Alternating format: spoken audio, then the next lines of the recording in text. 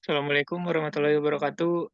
Asparta dan teman-teman, pada kesempatan kali ini kami dari kelompok 4 ingin membahas tentang liability and liquidity management yang terdiri dari Nadia Syahda Farinka dengan NIM 2020 12 11 040 dan saya sendiri Novalis Panegara dengan NIM 2020 12 11 048 dan ada Resnandia Norman Hidayat dengan NIM 2020 12 11 064 dan ada Fadil Muharram dengan NIM 2020 11 11 072. Next. Learning objektif yang pertama itu ada introduction tentang bab ini atau perkenalan tentang bab ini. Next. Lembaga penyimpanan atau depository institution serta perusahaan serta asuransi jiwa sangat rentan terhadap risiko likuiditas. Ciri penting dari risiko ini adalah bahwa aset lembaga keuangan itu relatif tidak liquid ketika klaim liquid tiba-tiba ditarik atau tidak diperpanjang. Kasus klasiknya adalah bank run, di mana deposan meminta uang tunai saat mereka menarik klaim mereka dari bank, dan bank tidak dapat memenuhi tuntutan tersebut karena sifat asetnya yang relatif tidak liquid. Misalnya, bank dapat memiliki portofolio besar pinjaman usaha kecil atau real estate yang tidak dapat dipasarkan. Next. Untuk mengurangi risiko likuiditas, lembaga keuangan dapat melindungi neraca mereka dari risiko likuiditas dengan mengelola posisi aset likuid mereka secara efisien atau mengelola struktur liabilitas portofolio mereka. Pada kenyataannya, seorang manajer lembaga keuangan dapat mengoptimalkan struktur liquid aset dan liabilitas untuk melindungi lembaga keuangan dari risiko likuiditas. Bab ini membahas berbagai aset liquid dan liabilitas yang mungkin digunakan oleh lembaga keuangan dan trade-off pengembalian risiko di seluruh aset. Selain memastikan bahwa lembaga keuangan dapat memenuhi penarikan kewajiban, yang diharapkan dan tidak diharapkan, terdapat dua motif tambahan untuk memegang aset liquid. Yang pertama itu, implementasi kebijakan moneter dan alasan perpajakan. Bab ini diakhiri dengan melihat isu-isu spesifik yang terkait dengan manajemen risiko liabilitas dan likuiditas di lembaga penyimpanan, perusahaan asuransi, dan lembaga keuangan lainnya. Next. Lalu ada learning objektif yang kedua ini tentang liquid asset management. Next.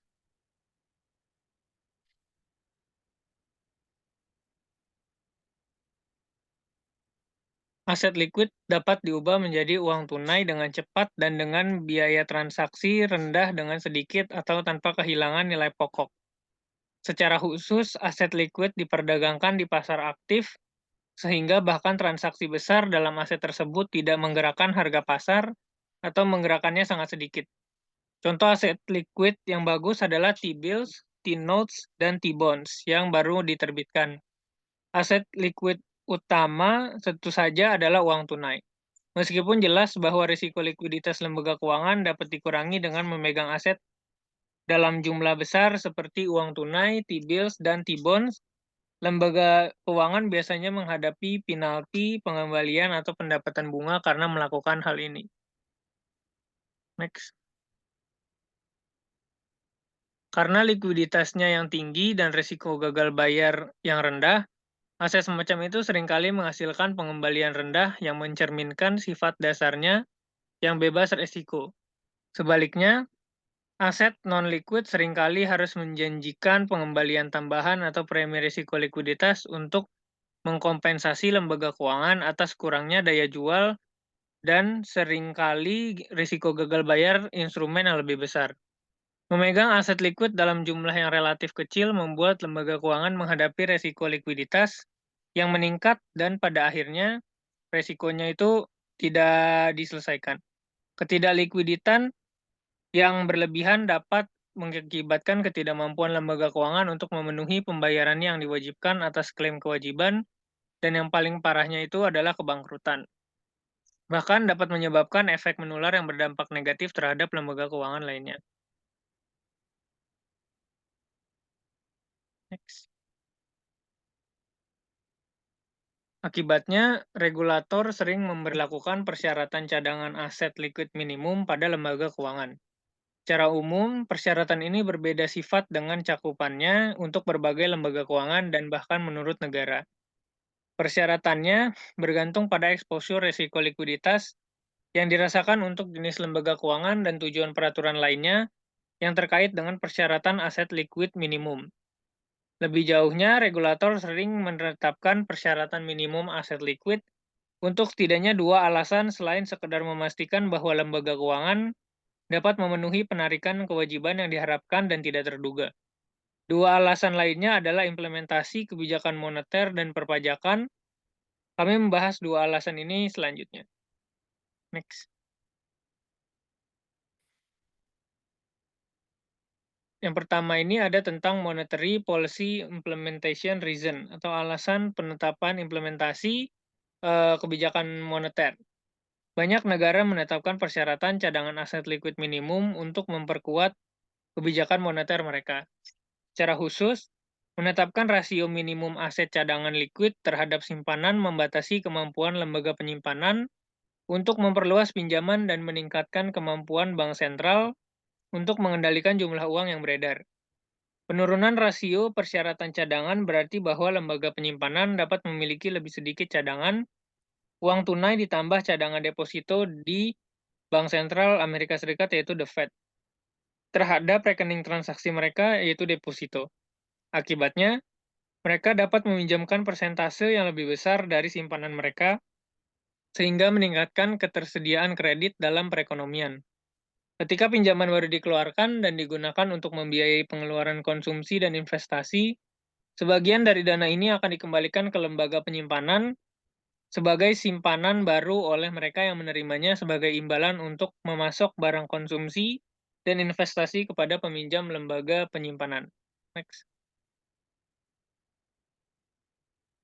Pada gilirannya, setelah dikurangi GWM atau giro wajib minimum yang sesuai, simpanan baru ini dapat digunakan lembaga penyimpan untuk membuat pinjaman tambahan dan seterusnya. Proses ini berlanjut sampai simpanan lembaga penyimpan itu tumbuh cukup besar sehingga bersedia menyimpan aset saldo cadangan pada rasio cadangan baru yang lebih rendah. Dengan demikian, penurunan giro wajib minimum akan menimbulkan efek pengganda atau multiplier effect terhadap penawaran dana pihak ketiga dan juga jumlah uang beredar. Sebaliknya, peningkatan rasio persyaratan cadangan berarti lembaga penyimpanan itu harus menyimpan lebih banyak cadangan terhadap rekening transaksi, yaitu deposito, di neraca mereka. Akibatnya, mereka hanya dapat meminjamkan persentase yang lebih kecil dari simpanan mereka daripada sebelumnya, sehingga mengurangi ketersediaan kredit dan pinjaman, dan pada akhirnya menyebabkan kontraksi ganda dalam simpanan dan penurunan jumlah uang beredar.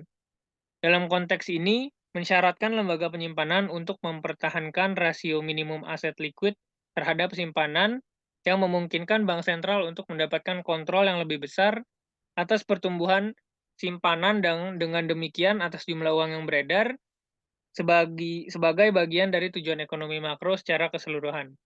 Next. Yang kedua ini ada alasan perpajakan atau taxation reason. Alasan lain untuk persyaratan minimum kepemilikan aset liquid lembaga penyimpan adalah untuk memaksa lembaga penyimpan ini berinvestasi pada klaim keuangan pemerintah daripada klaim keuangan sektor swasta. Artinya, persyaratan cadangan minimum aset liquid adalah cara tidak langsung bagi pemerintah untuk menaikkan pajak tambahan dari lembaga penyimpan. Meskipun cadangan ini bukan pajak resmi pemerintah, meminta lembaga penyimpan menyimpan uang tunai di lemari besi atau cadangan uang tunai di bank sentral mensyaratkan lembaga keuangan untuk mentransfer sumber daya ke bank sentral. Faktanya, profitabilitas banyak bank sentral bergantung pada ukuran bank sentral persyaratan cadangan pajak, yang dapat dipandang sebagai pungutan yang setara dengan lembaga penyimpanan di bawah yurisdiksi mereka. Efek pajak atau biaya dari persyaratan cadangan bunga rendah meningkat jika inflasi mengikis nilai daya beli dari saldo tersebut. Next. Selanjutnya ada learning objective ketiga, yaitu the composition of the liquid asset portfolio. Next. Komposisi portofolio aset liquid lembaga keuangan, terutama kas dan sekuritas pemerintah, sebagian ditentukan oleh pertimbangan pendapatan dan sebagian oleh jenis persyaratan cadangan aset liquid minimum yang diberlakukan oleh bank sentral. Di banyak negara seperti Inggris Raya, rasio cadangan secara historis dipaksakan untuk mencakup baik kas maupun sekuritas pemerintah liquid seperti T-bills.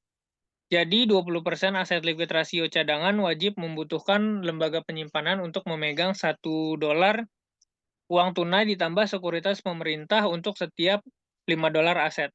Banyak negara di bagian Amerika Serikat ini memberlakukan rasio aset liquid pada perusahaan asuransi jiwa yang mensyaratkan minimum kas dan sekuritas pemerintah dalam neraca mereka. Sebaliknya, persyaratan aset liquid minimum pada lembaga penyimpanan di Amerika Serikat berbasis uang tunai dan tidak termasuk sekuritas pemerintah. Akibatnya adalah sekuritas pemerintah ini menjadi berkurang manfaatnya karena tidak dihitung sebagai bagian dari cadangan yang dipegang oleh lembaga penyimpanan dan pada saat yang sama menghasilkan imbal hasil yang dijanjikan lebih rendah daripada pinjaman. Namun demikian, banyak lembaga penyimpanan melihat kepemilikan sekuritas pemerintah sebagai hal yang bermanfaat, sekunder atau cadangan penyangga fungsi. Pada saat krisis likuiditas, ketika terjadi pengurasan cadangan kas yang signifikan, sekuritas ini dapat diubah menjadi uang tunai dengan cepat dan dengan sedikit kehilangan nilai pokok karena sifat pasar yang dalam di mana aset ini diperdagangkan. Next. Nah, selanjutnya akan dijelaskan oleh Fadil Muharram. Oke, selanjutnya ada the loan is trade off for liquid asset. Dalam mengoptimalkan kepemilikannya atas aset liquid, maka harus memperdagangkan kedekatan tunai dengan pengembalian yang lebih rendah. Dan itu pilihan manajer FI adalah salah satunya optimasi terbatas dalam arti bahwa persyaratan cadangan aset liquid yang diberlakukan oleh regulator menetapkan batas minimum pada tingkat di mana aset cadangan liquid dapat jatuh di neraca. Dengan demikian, FI yang menghadapi risiko penarikan likuiditasnya kecil dan hanya memegang sejumlah kecil aset liquid karena alasan kehati-hatian menemukan bahwa ia terpaksa memegang lebih dari yang optimal secara pribadi sebagai akibat dari pembatasan cadangan minimum yang diberlakukan oleh regulator. Next.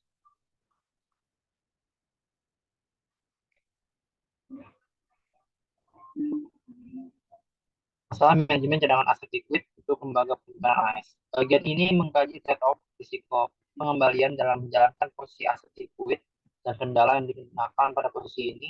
Kami menyajikan contoh rinci manajemen likuiditas US di bawah persyaratan cadangan minimum saat ini yang diberlakukan oleh Federal Reserve. Namun, banyak masalah dan trade-off dapat dengan mudah digeneralisasikan ke FI manapun yang menghadapi risiko penarikan liabilitas dalam kondisi di mana regulator memberlakukan rasio persyaratan cadangan aset liquid minimum.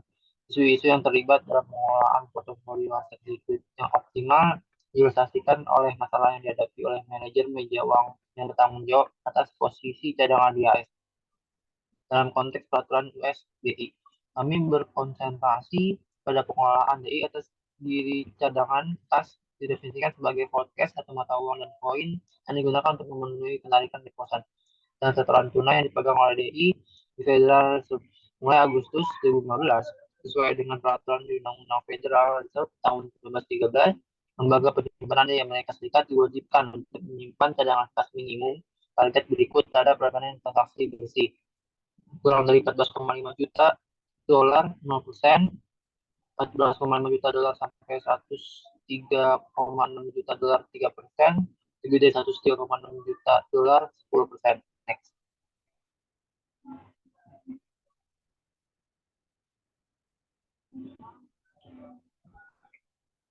Rekening transaksi termasuk semua simpanan di mana pemegang akun dapat melakukan penarikan dengan instrumen yang dapat dinegosiasikan atau ditindaktangankan dan dapat melakukan lebih dari 3 bulanan telepon atau transfer dana terautorisasi untuk tujuan melakukan pembayaran kepada pihak ketiga, yaitu giro, rekening sekarang, dan rekening draft saham ditawarkan oleh serikat kredit.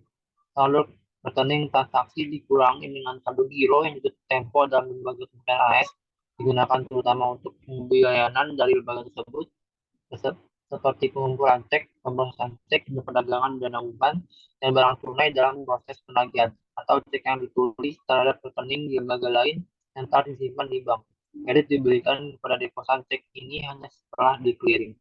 Untuk menghitung jumlah target cadangan dan untuk menentukan apakah DI menyimpan terlalu banyak atau terlalu sedikit cadangan, manajer cadangan DI memerlukan dua informasi tambahan untuk mengolah posisi tersebut. Pertama, periode apa simpanan itu manajer menghitung persyaratan cadangan DI. Kedua, sama atau periode beberapa DI harus mempertahankan target GWM baru dihitung. Sistem AS diperumit oleh fakta bahwa periode di mana manajer BI menghitung target cadangan wajib berbeda dengan periode di mana target cadangan dipertahankan atau dicapai. Kami akan menjelaskan periode perhitungan dan pemeliharaan untuk cadangan di BI selanjutnya. Next.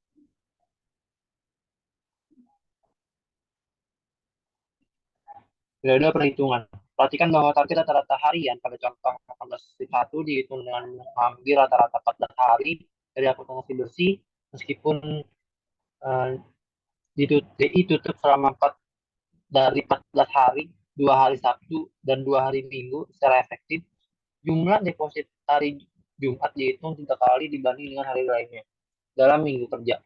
Ini berarti bahwa seorang manajer DI yang dapat terlibat dalam strategi di mana simpanan lebih rendah pada hari Jumat, rata-rata dapat menurunkan persyaratan cadangan DI. Ini mungkin penting jika kepemilikan cadangan aset liquid yang diperlukan berada di atas tingkat optimal dari sudut pandang DI untuk menangani pengurasan likuiditas karena penarikan simpanan yang diharapkan dan tidak terduga. Salah satu strategi yang digunakan adalah DI mengirim simpanan ke luar negeri, yaitu mentransferkan ke anak perusahaan asing pada hari Jumat ketika pengurangan simpanan diperhitungkan secara efektif 3/14 dari periode 2 minggu dan mengembalikannya pada hari Senin berikutnya ketika kenaikan dianggap adil 1/14 dari periode 2 minggu. Tindakan ini efektif menekan rata giro di neraca DI selama periode 14 hari sebesar 2/14 kali jumlah yang dikirim ke luar negeri dan dengan demikian mengurangi jumlah cadangan yang harus disimpan. Analisis menyebut ini permainan akhir pekan. Next.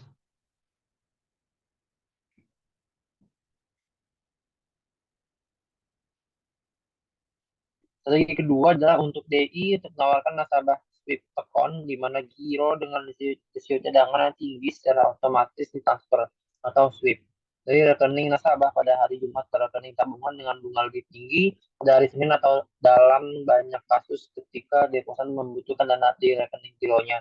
Dana tersebut ditarik kembali. Hasil yang efektif adalah saldo rata-rata yang lebih rendah di rekening giro DI dan dengan demikian kepemilikan cadangan wajib yang lebih rendah di Federal Reserve. Perhatikan bahwa angka 127,383 juta dolar adalah target cadangan minimum. Pengelola DI dapat menyimpan kelebihan cadangan kas di atas tingkat minimum ini jika tingkat optimal atau kehati-hatian pribadi untuk DI melebihi tingkat minimum yang ditentukan oleh peraturan karena DI ini sangat rentan terhadap risiko penarikan simpanan. Dan itu menjadi DI dapat menyimpan beberapa cadangan penyangga dalam bentuk sekuritas pemerintah yang dapat diubah menjadi uang tunai dengan cepat jika penarikan deposito sangat tinggi atau untuk mencegah tahap awal bank run. Next.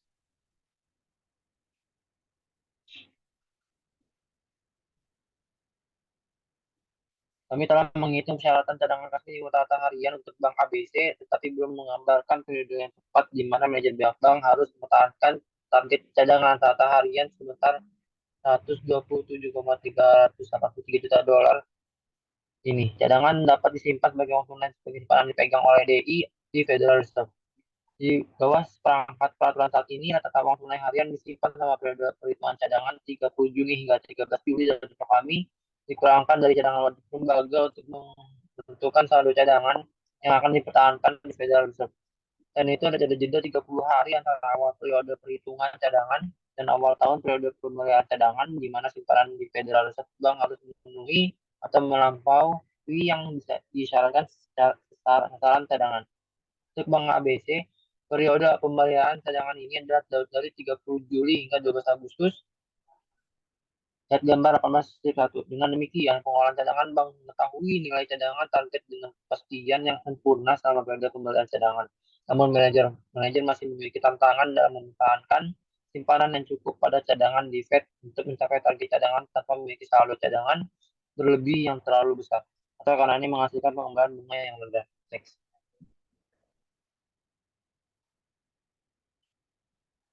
Periode pemeliharaan. Manajer cadangan mengetahui komponen kas berangkas dari target cadangan, sejak itu ini didasarkan pada rata-rata berangkas kas yang dipegang oleh bank selama periode perhitungan cadangan, seperti yang dilaporkan pada tanggal 1 harian dalam deposito di Fed Federal Reserve untuk HBT Bank untuk periode pemeliharaan cadangan 14 hari mulai 30 Juli hingga 12 Agustus tunjukkan pada tabel 14.2. Karena rata-rata saldo harian di uang tunai tunjukkan sebesar 25,357 juta dolar. Rata-rata saldo target harian untuk simpanan di Federal Reserve adalah 102,26 juta dolar, yaitu 25,357 juta dolar ditambah 102,26 juta dolar sama dengan 127,383 juta dolar. Pada dasarnya, karena pengumpulan kas besi target cadangan didasarkan pada uang tunai yang disimpan selama perhitungan cadangan pada hari periode, target efektif bank sama periode pembayaran itu sendiri adalah posisi cadangan di Fed. Dalam hal ini, berusaha untuk mempertahankan saldo deposit rata-rata 102,26 juta dolar per hari di Fed selama periode pembayaran pada hari. Seperti dibahas di atas, saat ini periode pembayaran cadangan untuk memenuhi target cadangan dimulai 30 hari setelah dimulainya periode perhitungan cadangan. Diberikan bahwa periode perhitungan adalah 2 minggu. Periode pembayaran cadangan tidak dimulai sampai 17 hari setelah akhir periode perhitungan. Regulator diperkenalkan Accounting System atau LRA ini untuk memudahkan cadangan bank manajer untuk menghitung saldo cadangan wajib mereka dan untuk meningkatkan akurasi informasi tentang saldo cadangan wajib agregat. Sebelum Juli 1998, regulator menggunakan sistem akuntansi cadangan kontemporer atau CRA, di mana periode pembayaran cadangan 2 minggu untuk memenuhi target cadangan dimulai saja 2 hari, atau dibanding dengan 30 hari saat ini. Dengan dimulai perhitungan periode, sistem cadangan kontemporer ini hanya menghasilkan jendela 2 hari, di mana cadangan dibutuhkan diketahui dengan pasti. Dalam contoh di atas, periode pembayaran cadangan dari Kamis 2 Juli hingga Rabu 15 Juli. Untuk periode perhitungan cadangan yang dimulai Selasa 30 Juni dan berakhir hingga 13 Juli.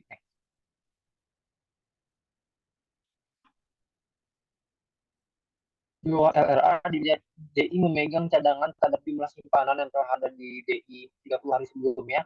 DI mengetahui cadangan wajibnya setiap hari periode pembayaran cadangan karena persyaratan cadangan menyatakan dalam bentuk saldo harian rata-rata. DI dapat menyesuaikan cadangan selama periode pembayaran khusus sama dengan rata-rata cadangan wajib.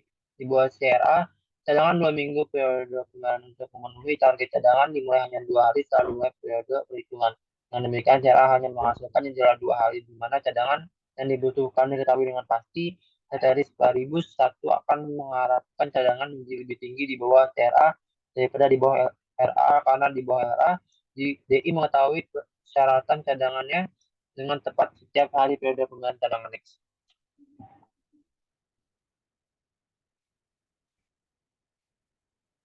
DI tidak perlu menyimpan kelebihan cadangan bantalan terhadap peningkatan terduga dalam persyaratan cadangan. DI mampu menjaga cadangan mereka ke tingkat minimum yang disyaratkan di bawah CRA. DI tidak mengetahui persyaratan cadangannya sampai 2 hari terakhir pembayaran cadangan periode. Karena itu adalah hari di mana suku bunga dana akan paling tidak stabil. DI upaya untuk menghindari kekurangan cadangan yang besar di akhir periode pembayaran cadangan. Karena itu mereka akan cenderung menyimpan kelebihan cadangan di awal periode pembayaran dan dapat dikurangi pada 2 hari terakhir dari minggu penyesalan.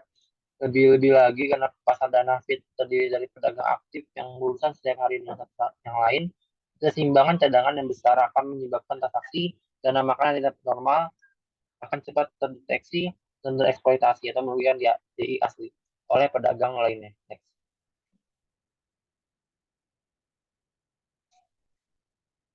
Undershooting atau overshooting of the reserve target. Undershooting.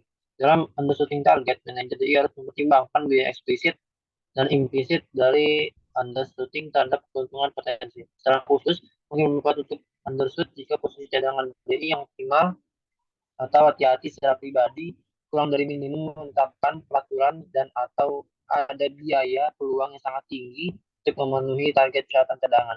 Mungkin ada biaya peluang yang tinggi untuk memenuhi target cadangan jika suku bunga dan permintaan pinjaman tinggi sehingga biaya pinjaman yang hilang pada keuntungan masa depan mungkin signifikan. Jadi yang melampaui target cadangan memiliki dua cara utama untuk membangun cadangan guna memenuhi target diri dengan berakhirnya periode pemeliharaan cadangan. Jadi dapat yang pertama manipulasi aset, misalnya dengan menjual beberapa aset penyangga seperti surat pemberdayaan negara. Atau yang kedua meminjam di pasar antar bank untuk cadangan, terutama di pasar dana, makan, dan perjanjian pembelian kembali yang dijelaskan nanti. Nah, jadi kemungkinan akan memilih metode yang paling murah untuk memenuhi kekurangan cadangan, seperti meminjam dana makan jika tarif ini lebih kecil dan biaya menjual aset liquid. Wajar mungkin enggan untuk mendanai seluruh kekurangan cadangan dengan cara ini, namun jika biaya penyesuaian terhadap kekurangan tinggi dan jumlah cadangan optimal pribadi kurang dari jumlah minimum dan disyaratkan peraturan next. Pertimbangan biaya seperti itu membuat beberapa manajer DI menggunakan jendela diskonto Federal Reserve untuk meminjam dana yang diperlukan untuk memenuhi kekurangan cadangan, sementara karena biaya pinjaman dari jendela diskonto adalah tingkat diskonto dan tingkat bunga yang diatur oleh Federal Reserve. Tingkat jendela diskon secara historis ditetapkan di bawah tingkat dana makan dan keamanan pemerintah dan menawarkan biaya pinjaman yang sangat menarik bagi DI dengan cadangan yang kurang karena periode pembayaran cadangan telah berakhir. Namun diskon window loan masukan untuk digunakan oleh DI atas dasar kebutuhan dan bukan berdasarkan keuntungan. Yakni oleh DI yang solvable, tetapi tiba-tiba menghadapi krisis likuiditas karena penarikan simpanan yang disebabkan oleh aliran simpanan musiman atau pembeli pinjaman serupa lainnya dari kebutuhan berakhir. Program kredit utama FIT pinjaman jendela diskonto tersedia untuk lembaga penyimpanan yang sehat secara umum dalam jangka waktu yang sangat pendek. Biasanya dalam semalam dengan tingkat di atas tingkat target komite pasar terbuka, federal atau FOMC untuk dana federal, kredit utama dengan dapat digunakan untuk tujuan apapun, termasuk biaya penjualan dana makan, kredit premier dapat diperpanjang untuk jangka waktu hingga beberapa minggu ke lembaga penyimpanan dalam kondisi keuangan yang sehat. Secara umum, hanya tidak dapat memperoleh dana sementara di pasar keuangan dengan persyaratan yang wajar. Next.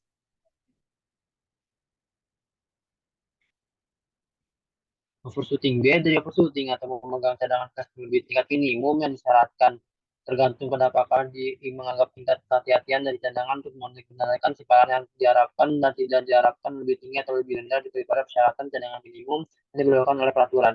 Jika cadangan minimum misalkan lebih tinggi dari jumlah yang dianggap optimal oleh manajer, 4% pertama dari kelebihan cadangan dapat diteruskan ke periode cadangan berikutnya.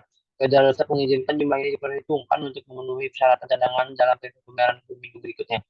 Setelah itu, cadangan apapun disimpan di atas minimum mensyaratkan pertama 4% merupakan hambatan bagi pendapatan DI karena setiap dolar yang disimpan sebagai cadangan lebih lebih baik dalam bentuk tunai atau deposito di bank sentral memperoleh sedikit bunga dan dapat dipinjamkan dengan suku bunga yang pinjam DI. Baliknya jika manajer DI merasa bahwa tingkat cadangan minimum yang disyaratkan peraturan lebih rendah dari yang dibutuhkan untuk ekspor mengalihkan simpanan yang diharapkan dan tidak terduga. Dari melampaui target cadangan minimum yang disyaratkan, kebijakan ini menjaga posisi likuiditas DI pada level cukup hati-hati. Dalam memilih untuk melampaui target, manajer harus mempertimbangkan instrumen dengan biaya paling rendah untuk menyimpan cadangan tersebut. Next.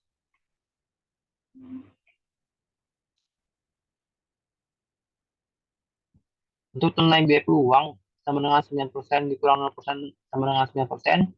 Biaya peluang TBS 9% dikurang 4% hasilnya 5%. Dengan demikian, TBS memiliki biaya peluang yang jauh lebih rendah daripada peluang tunai dan manajer harus mempertimbangkan penghematan biaya peluang bersih sebesar 4% dari penyimpanan kelebihan cadangan dalam bentuk TBL terhadap kemudahan instrumen tersebut dapat dijual dan diubah menjadi uang tunai dipenuhi. Menarikkan kewajiban untuk posisi likuiditas tabel 18.3 menunjukkan kelebihan cadangan kas IAS antara tahun 1990 dan Juli 2015. Karena biaya peluangnya kelebihan cadangan umumnya disimpan pada tingkat yang sangat rendah. Ini adalah 4,34% dari total cadangan pada Agustus 2008.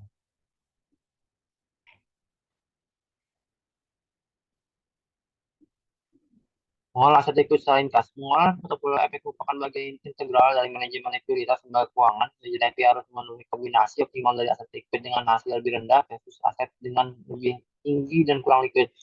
Surat berharga jangka pendek yang tidak dijaminkan untuk simpanan publik seperti surat berharga treasury diadakan untuk kebutuhan likuiditas negara. Dan surat berharga hipotek dan surat berharga jangka panjang lainnya diadakan dan dapat dijual jika kebutuhan likuiditas lebih besar dari yang diharapkan.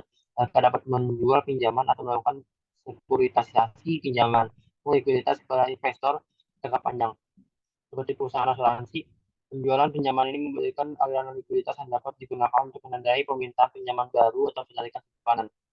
Namun seperti yang terlihat selama krisis keuangan, sekuritas ini seperti sekuritas yang lainnya ini harus dilikuidasi dengan harga jual yang tinggi. Dan itu jika FI menghapus pinjaman dan neracanya, dia dapat menggunakan dana yang diterima dari penjualan pinjaman untuk melunasi deposan atau yaitu menghentikan ukuran FI, paling mengurangi simpanan FI dan karenanya persyaratan cadangannya seperti disebutkan sebelumnya dapat dilihat sebagai peraturan pajak. Dengan aset yang lebih sedikit, modal yang dibutuhkan FI dapat dikurangi. Next. Selanjutnya, liability management. Next.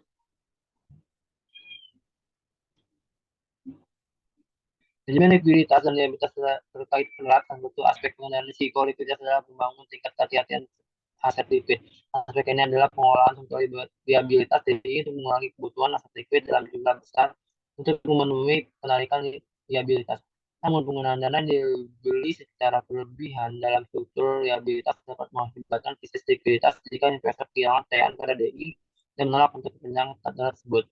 Peningkatan teknologi dan permintaan akan efisiensi dan fleksibilitas dalam transaksi keuangan nasabah, grosir dan eceran telah menurunkan biaya penyimpanan, simpanan, dan mengubah cara mengelola risiko likuiditas.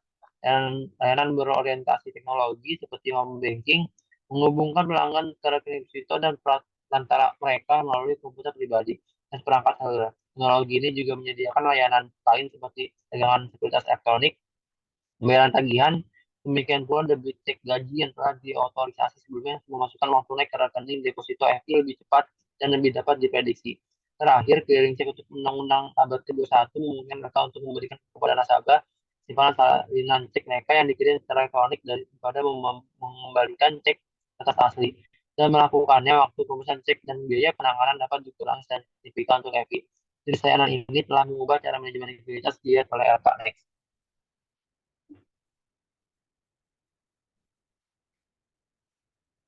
Sayangnya membangun portabilitas dengan biaya rendah dan risiko penarikan rendah lebih sulit daripada kedengarannya. Hal ini benar karena kewajiban atau sumber dana DI yang paling rentan terhadap risiko penarikan seringkali merupakan yang paling murah bagi DI. Artinya DI harus memperdagangkan manfaat menarik liabilitas dengan biaya pendanaan rendah dengan kemungkinan menarikkan yang tinggi terhadap liabilitas dengan biaya pendanaan tinggi dan likuiditas rendah. Sebagai contoh, giro merupakan kendaraan dengan biaya pendanaan yang relatif rendah untuk DI, tetapi dapat ditarik tanpa pemberitahuan. Sebaliknya, sertifikat deposito yang waktu tetap 5 tahun mungkin memiliki biaya pendanaan yang relatif tinggi, tapi dapat ditarik sebelum jatuh tempo 5 tahun hanya setelah pemegang deposito membayar penalti tingkat bunga yang lebih besar. Jadi dalam menyusun kewajiban atau pendanaan visi neraca, Ganjar DI menghadapi trade-off panjang garis yang pada gambar informasi 2. Artinya, biaya pendanaan umumnya berbanding terbalik dengan jangka waktu kewajiban kemungkinan akan tetap berada di neraca DI, yaitu risiko pendanaan next. Selanjutnya akan dijelaskan oleh Lesnandia.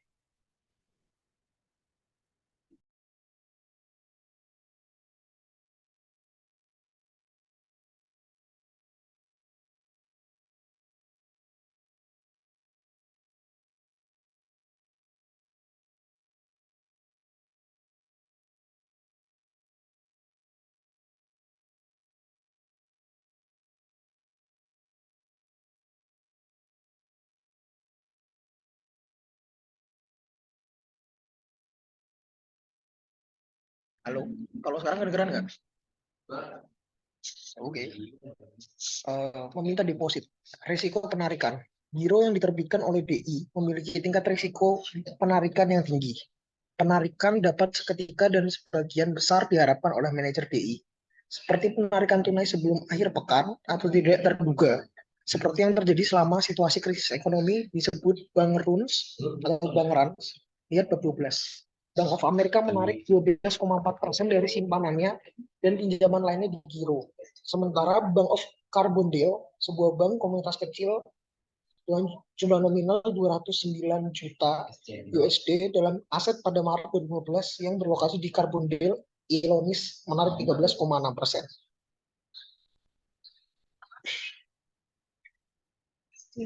Next. Meminta deposit biaya. Di Amerika Serikat, giro tidak membayar bunga eksplisit sejak tahun 1930-an. menurut undang-undang. Namun pada Juli 2011, larangan federal terhadap pembayaran bunga giro dicabut. Dengan demikian, DLS sekarang diperbolehkan, tetapi tidak diperlukan untuk menawarkan giro berbunga. Sampai saat ini, beberapa institusi telah memilih untuk membayar bunga atas deposito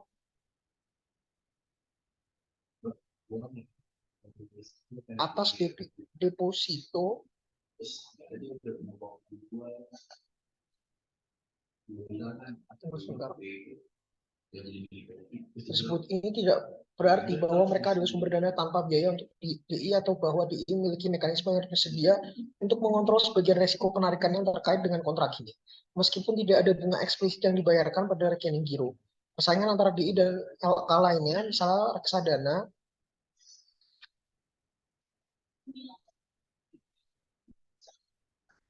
bunga eksplisit yang dibayarkan pada rekening giro, persaingan antara DI, misalnya reksadana pasar uang telah menghasilkan pembayaran bunga implisit atau pembayaran bunga dalam bentuk barang pada rekening ini.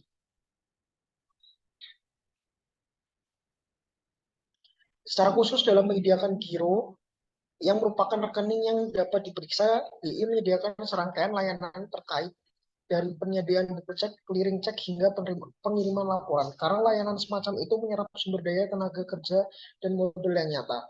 Layanan tersebut mahal untuk disediakan oleh DI. DI dapat memperoleh kembali biaya ini dengan membebankan biaya seperti 10 sen per cek yang dicairkan. Sejauh biaya ini tidak sepenuhnya menutupi biaya DI untuk menyediakan layanan tersebut. Deposan menerima subsidi atau pembayaran bunga implisit.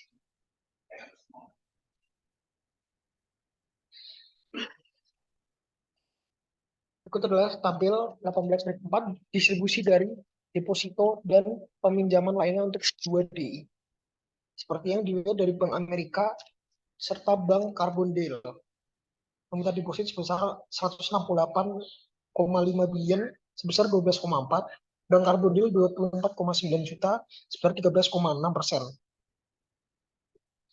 Dan jika kita lihat pada akhirnya secara keseluruhan totalnya mencapai 1,355,8 billion dan 183,5 juta. Next slide. Bagian ini mempertimbangkan secara lebih rinci resiko penarikan atau pendanaan dan karakteristik biaya pendanaan dari kewajiban utama yang tersedia bagi manajer di modern. Tabel 18/4 mencantumkan jumlah Maret 2015 dan distribusi kategori kewajiban utama untuk 2 bank, yaitu Bank of America, salah satu bank terbesar di Amerika Serikat, dan Bank of Carbondale, bank regional kecil. Pembayaran bunga implisit berarti bahwa manajer tidak sepenuhnya tidak berdaya untuk memitigasi penarikan deposito, terutama jika tarif pada instrumen pesaing naik. Secara khusus, DI dapat menurunkan biaya cek clearing yang pada kiranya meningkatkan pembayaran bunga yang tidak dibayar dalam dolar dan sen aktual, seperti bunga yang diperoleh dari instrumen pesaing. Namun demikian, pembayaran bunga secara implisit bebas pajak bagi deposan, tapi pembayaran bunga secara eksplisit dikenakan pajak. Akhirnya giro memiliki biaya tambahan dalam bentuk persyaratan cadangan tanpa bunga yang harus dimiliki oleh DI di Federal Reserve.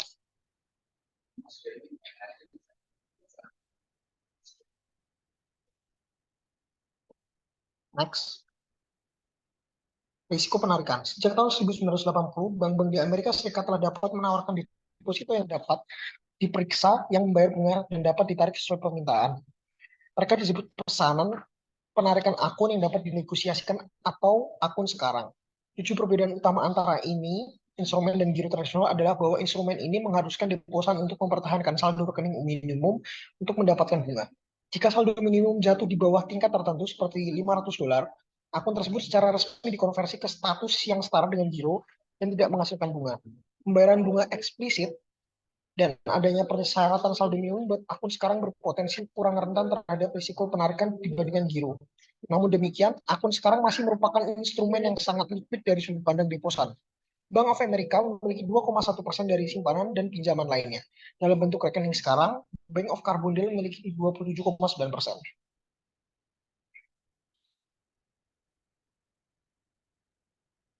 Seperti halnya giro, DI dapat mempengaruhi potensi penarikan rekening sekarang dengan membayar bunga implisit atau subsidi biaya seperti tidak membebankan biaya penuh untuk izin cek. Namun manajer memiliki dua cara lain untuk mempengaruhi hasil yang dibayarkan kepada deposan.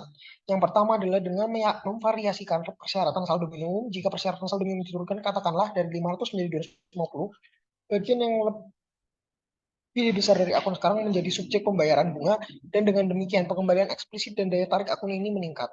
Yang kedua adalah memvariasikan pembayaran suku bunga eksplisit itu sendiri, seperti menaikkannya dari 1 menjadi 1/4%. Dengan demikian manajer DI memiliki 3 mekanisme penetapan harga untuk penambahan atau mengurangi daya tarik, dan karenanya berdampak pada tingkat penarikan dari akun sekarang pembayaran bunga implisit.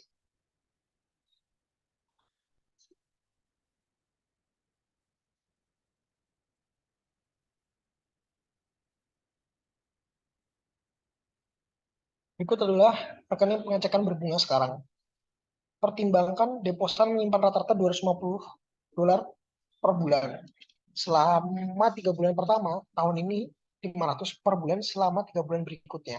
Dan 1.000 per bulan selama 6 bulan terakhir tahun ini di rekening sekarang, akun sekarang bayar 5% per tahun jika saldo minimum adalah 3.500 atau lebih dan tidak membayar bunga. Jika akun turun di bawah 500, deposan menulis rata-rata 50 cek per bulan dan membayar biaya layanannya 10% untuk setiap cek, meskipun biaya bank 15 sen untuk memproses setiap cek.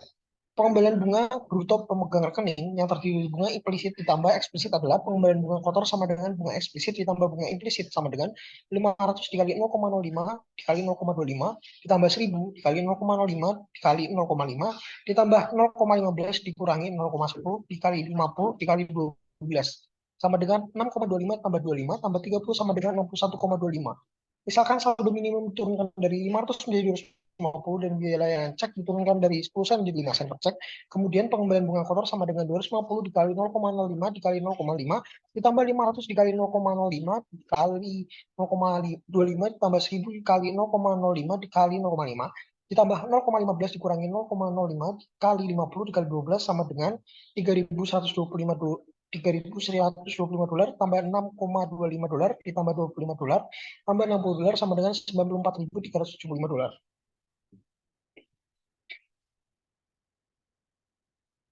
Tabungan buku tabungan umumnya terkurang likuid daripada giro dan rekening bank dan rekening sekarang karena dua alasan. Pertama, mereka tidak dapat diperiksa dan biasanya melibatkan kehadiran fisik di institusi untuk penarikan.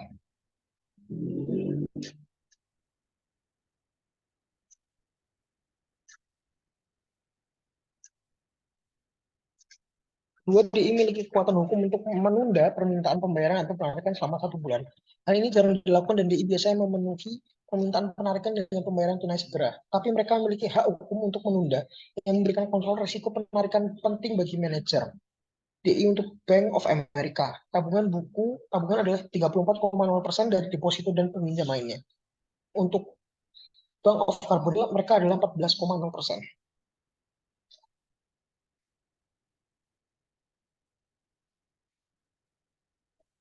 Ya. Karena akun ini tidak dapat diperiksa, pembayaran suku bunga implisit apapun cenderung kecil. Dengan demikian, biaya pokok ke DI adalah pembayaran bunga eksplisit atas akun-akun ini. Dalam beberapa tahun terakhir, biasanya pembayar tarif eksplisit yang sedikit lebih tinggi untuk tabungan buku tabungan daripada rekening sekarang.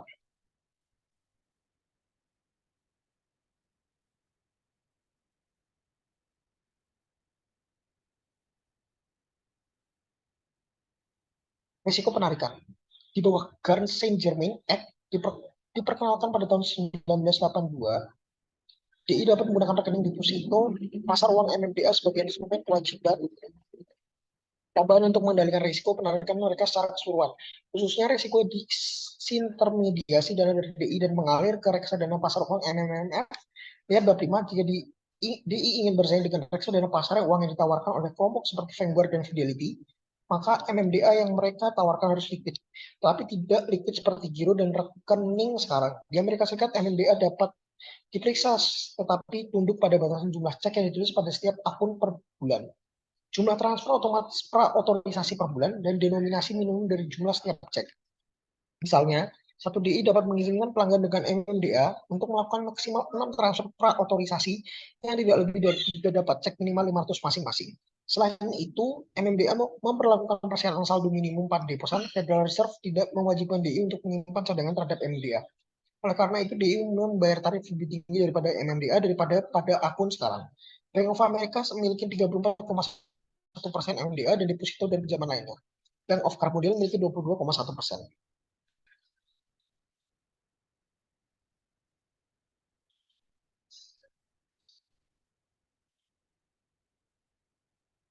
Bunga eksplisit yang dibayarkan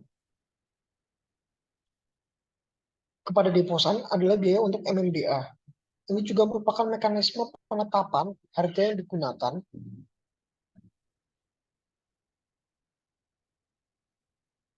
untuk mengendalikan risiko penarikan. Karena MMDA bersaing langsung dengan MMMF, manajer DI dapat mempengaruhi tingkat penarikan bersih mereka dengan memvariasikan tarif yang dibayarkan DI pada akun tersebut. Secara khusus, sementara tarif yang dibayar MMMF atas saham mereka secara langsung mencerminkan tarif yang diperoleh dari aset pasar uang yang mendasari, di mana manajer portofolio berinvestasi seperti surat berharga, ekspektasi bankir, perjanjian pembelian kembali, dan T-bills tarif yang manajer DI membayar MMDA dia didasarkan langsung pada portofolio aset pasar uang yang mendasarinya secara umum. Manajer DI memiliki kekuasaan yang besar untuk mengubah tarif yang dibayarkan pada MMDA dan dengan demikian menyebar pada akun MMF. MMDA ini secara langsung dapat berdampak pada tingkat penarikan dan risiko penarikan pada akun tersebut. Mengizinkan tarif MMDA memiliki spread negatif yang besar dengan MMF, meningkatkan tingkat penarikan bersih pada akun tersebut.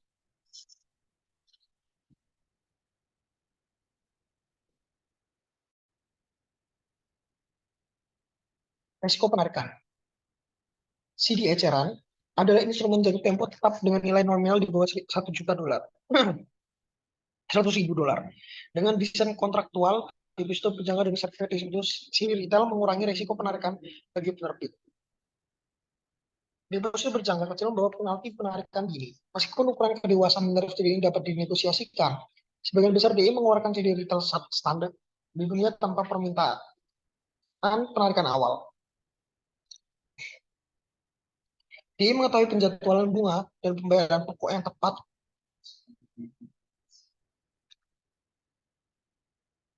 kepada deposan yang memegang klaim simpanan tersebut. Karena pembayaran ini ditentukan berdasarkan kontrak, dengan demikian pengelola DI dapat secara langsung mengontrol aliran masuk dan keluar dana dengan memvariasikan jatuh tempo deposito dan CD yang ditawarkan pada publik.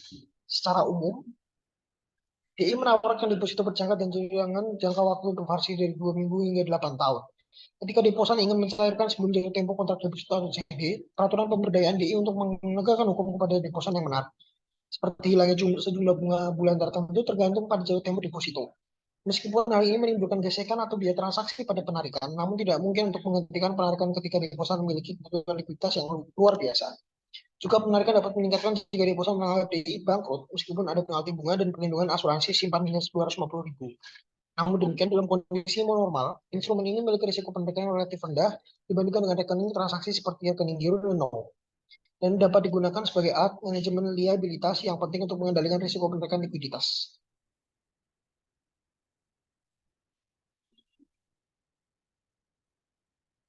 Ya, mirip dengan tabungan buku. Buku tabungan, biaya utama dari rekening ini adalah pembayaran bunga eksplisit.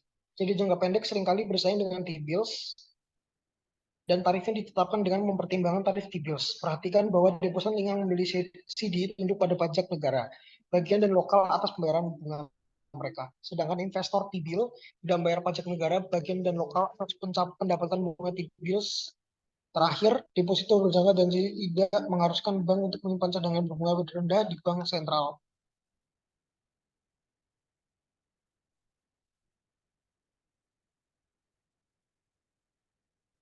CD Grosir diinovasi oleh bank pada tahun 1960-an sebagai mekanisme kontrak untuk memungkinkan deposan melikuidasi posisi mereka di CD dengan menjual di pasar sekunder. Daripada menyelesaikan dengan DI, akibatnya deposan dapat menjual instrumen yang relatif liquid tanpa menimbulkan risiko likuiditas yang berlebihan. Exposure untuk DI. Fitur edik dari CD Grosir ini bukanlah ukuran denominasi minimum yang besar-besaran, 100.000 atau lebih, tetapi fakta bahwa CD tersebut instrumen yang dapat dinegosiasikan, artinya mereka dapat dijual kembali dengan hak milik di pasar sekunder kepada investor lain. Ini berarti misalnya jika IBM membeli CD senilai 1 juta untuk 3 bulan dari Citibank, tetapi mereka karena alasan likuiditas yang tidak juga membutuhkan dana setelah 1 bulan berlalu, IBM dapat menjual CD kini ke investor luar lainnya di pasar sekunder. Ini tidak Setelah 1 bulan berlalu, Idon tidak menjual CD ini ke investor lainnya di pasar ini tidak membebankan kewajiban apapun pada CD Bank dalam hal permintaan penarikan dana lebih awal. Dengan demikian, deposan dapat menjual instrumen yang relatif liquid tanpa menimbulkan eksposur risiko penarikan yang merugikan bagi DI. Pada dasarnya, satu-satunya risiko penarikan yang bisa sangat besar adalah CD grosir ini tidak diperpanjang dan diinvestasikan kembali oleh pemegang klaim deposit pada saat jatuh tempo. Grosir CD adalah 7,7% dari deposito dan pinjaman lainnya di Bank Amerika dan 7% di Bank Karbon.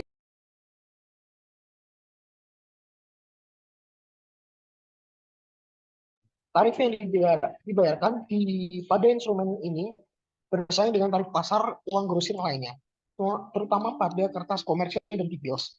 Aspek tingkat persaingan ini ditingkatkan oleh sifat investor yang sangat canggih dalam CD tersebut. Seperti manajer reksadana pasar uang dan fakta bahwa simpanan ini tidak tertakut oleh jaminan asuransi simpanan yang eksplisit, hanya 250.000 pertama yang diinvestasikan dalam CD. Ini per investor per institusi yang ditanggung oleh asuransi. Sejauh CD ini paling sering ditawarkan oleh DLS, besar yang dianggap terlalu besar untuk gagal premi risiko kredit yang disyaratkan oleh CD kurang dari yang disyaratkan untuk instrumen berkualitas serupa yang diterbitkan oleh sektor swasta non-bank. Misalnya surat berharga komersial. Selain itu, imbal hasil bunga wajib CD mencerminkan persepsi investor tentang kedalaman pasar sekunder untuk CD. Dalam beberapa tahun terakhir, likuiditas pasar sekunder dalam CD telah berkurang karena para dealer menarik diri. Hal ini telah meningkatkan biaya relatif DI untuk menerbitkan instrumen tersebut. Dana federal. Liabilitas yang baru saja dijelaskan adalah semua liabilitas simpanan yang mencerminkan kontrak simpanan yang diterbitkan oleh DI dengan imbalan uang tunai. Namun DI tidak hanya menandai asetnya dengan menerbitkan deposito, tetapi juga dapat meminjamkan di berbagai pasar. Untuk dana yang dibeli, karena dana yang dihasilkan dari pembelian ini adalah dana pinjaman bukan deposito. Mereka tidak tunduk pada persyaratan cadangan seperti giro dan rekening sekarang, atau pembayaran premi asuransi deposito ke FDIC.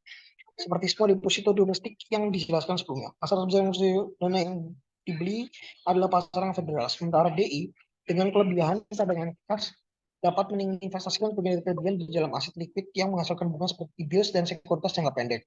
Alternatifnya adalah meminjamkan kelebihan cadangan untuk jangka pendek ke DI lain yang mencari peningkatan pendanaan jangka pendek. Pasar antar bank untuk kelebihan cadangan kas disebut pasar dana federal. Dana makan. Di Amerika Serikat, dana federal adalah pinjaman tanpa agunan jangka pendek yang dilakukan oleh DI yang satu ke DI yang lain. Lebih dari 90% dari transaksi tersebut memiliki jangka tempo 1 hari karena merupakan pinjaman tanpa agunan. Di yang menjual dana makan seringkali akan membatasi jumlah dana yang mereka berikan kepada lembaga peminjam selanjutnya. Dana menunjukkan sebagai liabilitas neraca, sedangkan DI yang menunjukkan sebagai aset dana Fed dan perjanjian pembelian kembali. Yang di bawah adalah 2,1% dari deposito dan pinjaman lainnya di Bank of America dan 0,5% di Bank of Carbon Bill.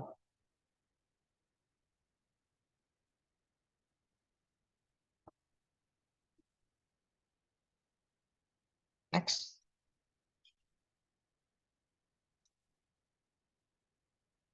Untuk DI yang menandai kewajiban dari risiko bahwa dana pinjaman yang mereka pinjam dapat ditarik dalam 1 hari. Meskipun ada risiko penyelesaian pada akhir setiap hari, lihat bab 17, akan tetapi ada beberapa risiko bahwa dana cadangan tidak akan diperpanjang oleh DI peminjam. Pada hari berikutnya, jika perpanjangan diinginkan oleh DI peminjam, pada kenyataan hal ini hanya terjadi pada periode krisis yang ekstrim. Seperti yang terjadi pada banyak DI selama krisis keuangan tahun 2008-2009. Namun demikian, karena dana umpan adalah pinjaman tanpa agunan, lembaga yang menjual dana umpan biasanya mengenakan batas bilateral maksimum atau batas kredit pada lembaga peminjam. Hal ini dapat membatasi kemampuan bank untuk memperluas posisi peminjam dana federal dengan sangat cepat jika ini merupakan bagian dari strategi manajemen kewajiban secara keseluruhan. Biaya dana makan untuk lembaga pembelian adalah tingkat dana federal ditetapkan oleh DI. Kebanyakan bank yang berdagang di pasar dana Fed dan dapat sangat bervariasi baik dalam 1 hari maupun sepanjang hari. Walaupun variabilitas tingkat telah turun sejak diperkenalkan akuntansi cadangan tertinggal pada Juli 1998.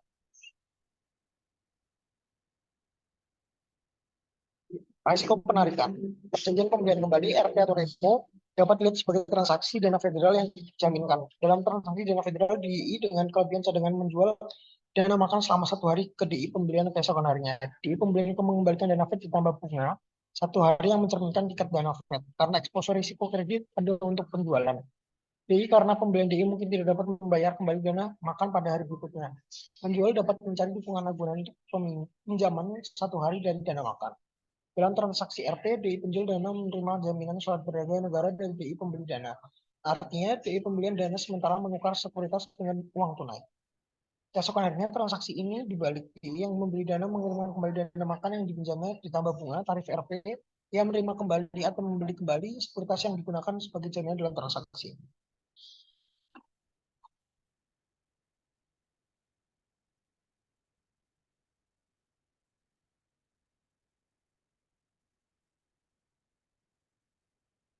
Risiko penarikan. Perjanjian pembelian kembali RP berapa dulu. Next. Sama kayak yang tadi.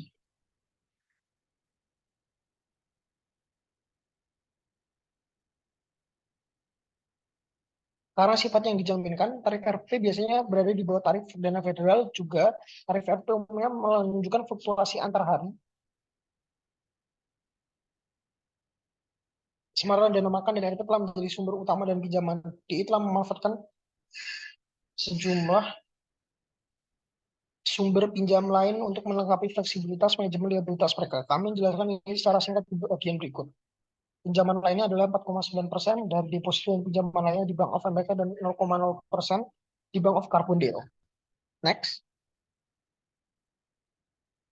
Bank sering mengubah off-balance sheet letter of credit menjadi off-balance sheet bankers acceptance atau BAS dengan mendiskontokan letter of credit yang diajukan pemegang untuk akseptasi, lihat bab 16. Selanjutnya BA ini kemudian dapat dijual kembali ke investor pasar uang.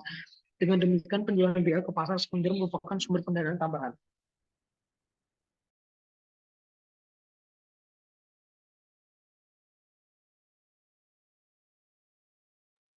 Keras komersial adalah surat promes jangka pendek tanpa jaminan dikeluarkan oleh perusahaan untuk mendapatkan uang tunai jangka pendek. Surat berharga komersial adalah salah satu yang terbesar dalam hal nilai dolar yang beredar dari instrumen pasar uang dengan 1 triliun yang beredar pada tahun 2015.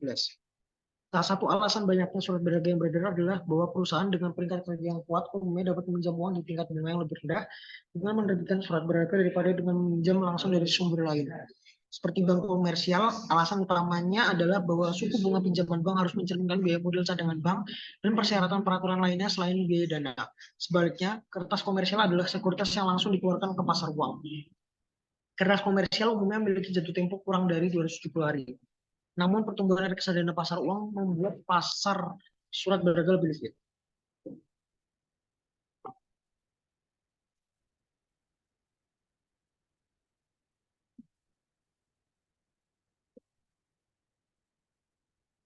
Meskipun perusahaan DI sendiri tidak dapat menerbitkan surat berharga komersial perusahaan induk-induknya bisa, artinya Citigroup bisa menerbitkan komersial paper tapi Citibank tidak bisa. Ini memberikan DI yang dimiliki oleh perusahaan induk sebagian besar DI terbesar di Amerika Serikat. Sumber pendanaan tambahan secara khusus ketika anak perusahaan DI itu sendiri mengalami kesulitan pendanaan. Ia dapat menggunakan dana yang dihilirkan dari surat berharga perusahaan induknya. Memang Citigroup adalah salah satu penerbit surat berharga komersial terbesar di Amerika Serikat. Perhatikan bahwa dana yang dihilirkan ke DI terafiliasi adalah tunduk pada persyaratan cadangan, mengurangi daya tarik mekanisme ini sebagai sumber pendanaan reguler. Jumlah DI untuk mencari sumber dana yang lebih stabil dengan risiko penarikan yang rendah telah mulai menerbitkan surat utang berjangka menengah seringkali dalam kisaran 5 hingga 7 tahun. Uang kertas ini juga menarik karena tidak tunduk pada persyaratan cadangan atau premi asuransi simpanan.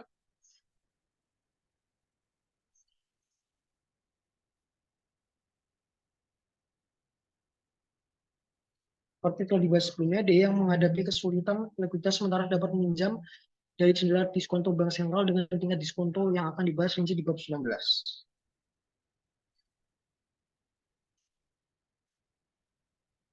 Selanjutnya akan dibacakan oleh Nadia Syahda. Selanjutnya LO7 tentang Liquidity and Liability Structure for US Depository Institution. Tabel 18.5 menunjukkan komposisi aset liquid non-liquid tertanggung bank-bank AS pada Maret 2015 versus 1960. Kami menggunakan tahun 1960 sebagai tahun patokan karena tahun berikutnya, yaitu 1961, secara luas dipandang sebagai tanggal ketika bank pertama kali mulai secara aktif mengelola kewajiban mereka dengan inovasi CD Grosir Citibank. Jelas, rasio likuid tradisional terhadap aset likuid telah menurun sejak tahun 1960 dengan uang tunai ditambah sekuritas pemerintah dan agen pada tahun 2015 merupakan 26,62% dari neraca aset bank yang diasuransikan versus 44% pada tahun 1960. Namun mungkin saja berpendapat bahwa perbandingan seperti itu salah menggambarkan dan melebih-lebihkan penurunan likuiditas aset bank karena pinjaman bank sendiri menjadi lebih likuid secara signifikan selama periode 50 tahun ini.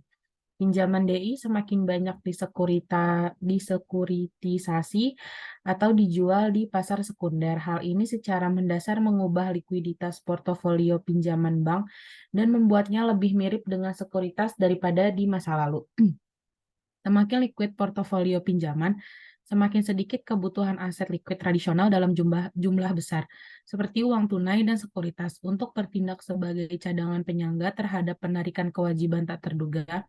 Pada tahun 2015, kepemilikan aset likuid lebih rendah di bank kecil 22,93% dibandingkan bank besar 26,92%. Pola ini tidak lazim karena umumnya bank besar relatif lebih mudah mengakses dana beli dan pasar modal dibandingkan dengan akses bank kecil, sehingga bank besar memiliki kemampuan menahan aset likuid yang lebih sedikit.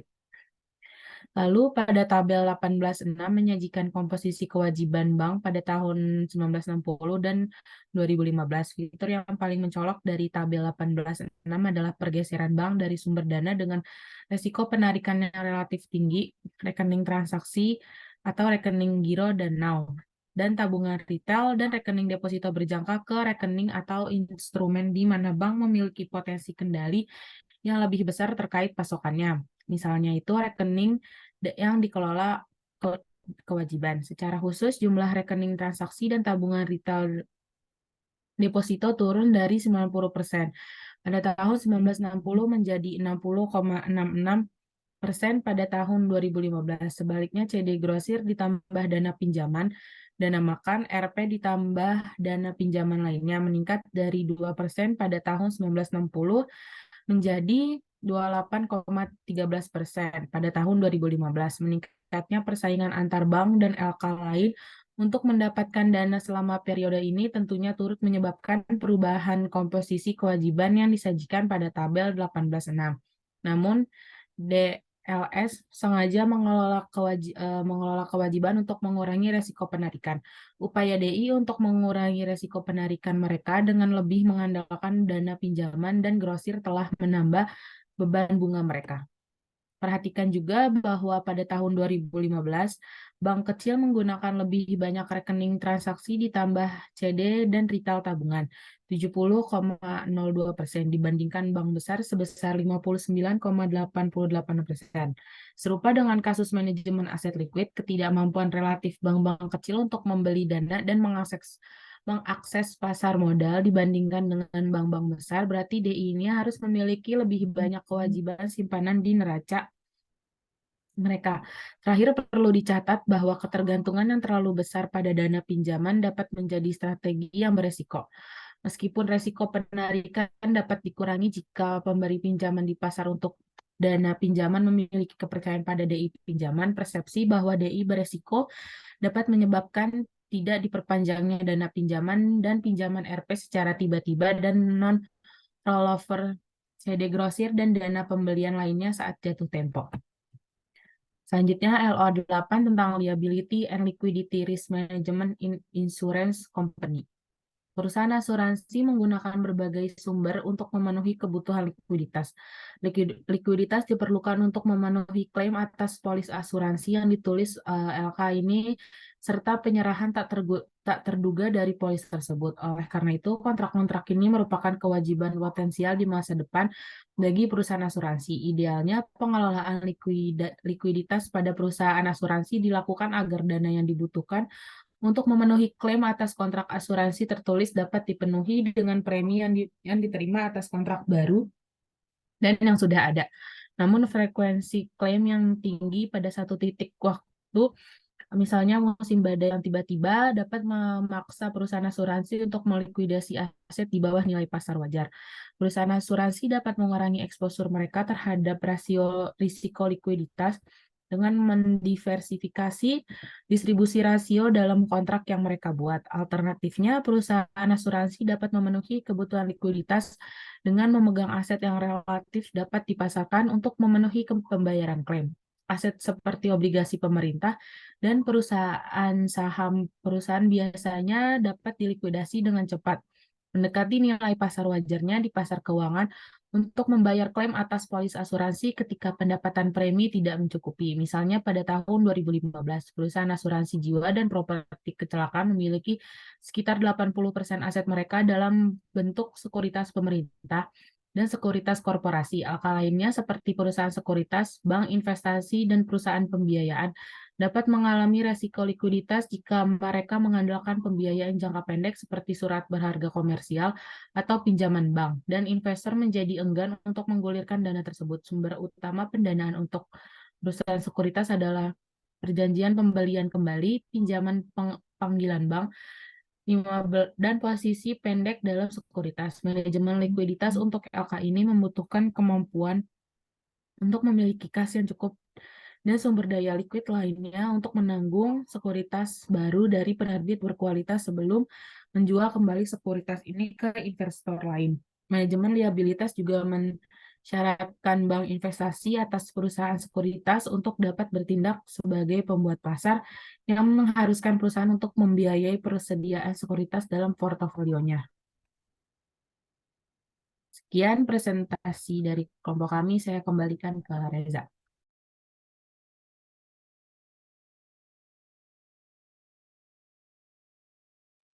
Terima kasih kepada Nadia Syahda yang menjelaskan bagian terakhir. Apakah ada tambahan dari teman-teman? Tidak ada. Baik, jika tidak ada tambahan, mungkin penjelasan materi bisa kami cukupkan pada malam hari ini. Sekiranya nanti ada tambahan atau kekurangan, bisa langsung di komen di YouTube-nya Pak Sparta. Terima kasih sudah menyaksikan dan mengikuti penjelasan materi kami malam ini. Semoga materi ini dapat berguna di kemudian hari dan teman-teman dapat memahami dari materi yang kami jelaskan. Terima kasih, selamat malam. Bye-bye.